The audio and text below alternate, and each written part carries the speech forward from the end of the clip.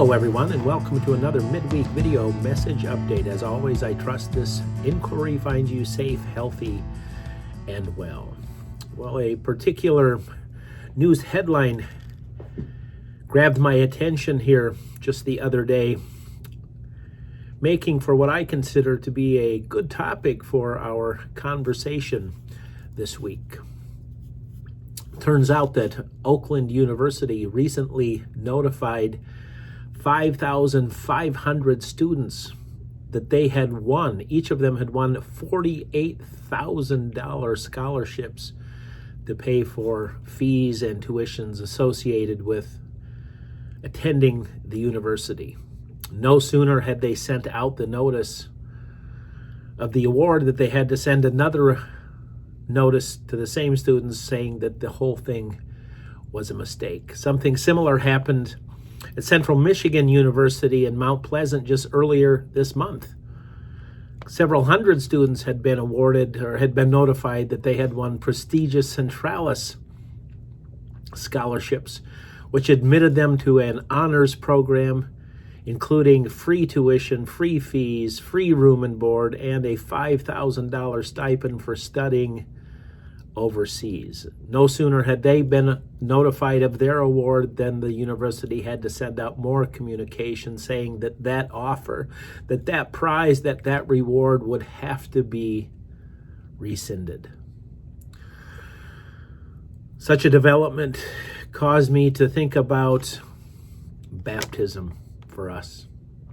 First of all, I want us to empathize for a moment with the students who received that communication. Can you imagine receiving an email where you are notified that you just were awarded something like $50,000 worth of free tuition? How elated, how ecstatic, how wonderful news that would be when you wonder, like, how am I going to pay for this education? How am I ever going to get out of my satisfy my student debt, and celebrating that and sharing that good news, and then finding out only a few hours later that, oh, it was all a mistake and this reality is not a reality at all. Well, in the waters of holy baptism, God makes two promises. God promises that in the waters of holy baptism that you are in right relationship with God, that brokenness between you and God has been taken care of, has been satisfied, has been repaired, has been redeemed by Jesus' death and resurrection. And the second promise that God makes in the waters of holy baptism is that repaired relationship will never be broken, that this is a forever commitment on God's part. These promises that God makes takes on an even more important reality when we realize that when God makes these promises to God's people, God knows what God's doing. God knows us for who we are and who we will become and who we will be, for all the things we do wrongly, for all the things that we fail to do. God knows all this. And even though God knows us for who we really are, God still makes the promise. And then after making the promise, God keeps the promise, and that promise will never be rescinded.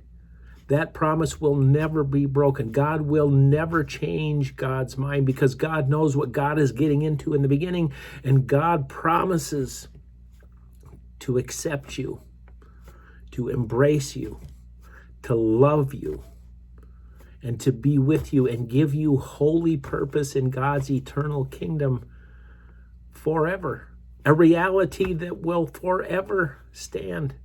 Begin each day by looking at yourself in the mirror and say, God loves this.